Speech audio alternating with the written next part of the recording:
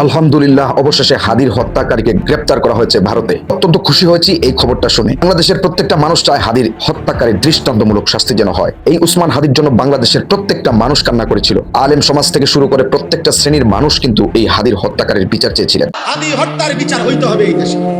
তার পবিত্র রক্তে ইমানদারের রক্ত। ফজরের মুসল্লি সে ছিল, 5 ওয়াক্ত নামাজ পড়তো এই যুবক। হাদির হত্যাকারীকে গ্রেপ্তারের কথা শুনে বাংলাদেশের মানুষ কিন্তু একটা স্বস্তির নিঃশ্বাস ফেলেছে। দেশের মানুষ চায় হাদির হত্যাকারীকে যেন সর্বোচ্চ বিচারের আওতায় নিয়ে আসা হয়। আমি আজকে একাত্মতা ঘোষণা করছি এই কারণে, আমি আমার সন্তানের হত্যার বিচার চাই। আমি বিচার চাই।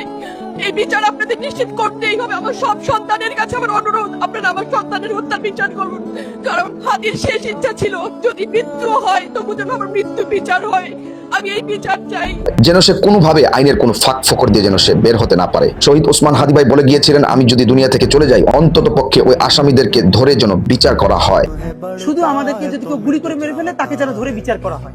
আলহামদুলিল্লাহ সুম্মা আলহামদুলিল্লাহ, অবশেষে ওসমান হাদি ভাইয়ের হত্যাকারীকে গ্রেপ্তার করা হয়েছে। প্রিয় দর্শক বন্ধুরা, আপনারা ভিডিওটা শেয়ার করে সবাইকে জানার সুযোগ করে দেন ওসমান হাদি ভাইয়ের খুনির যেন সর্বোচ্চ শাস্তি হয়।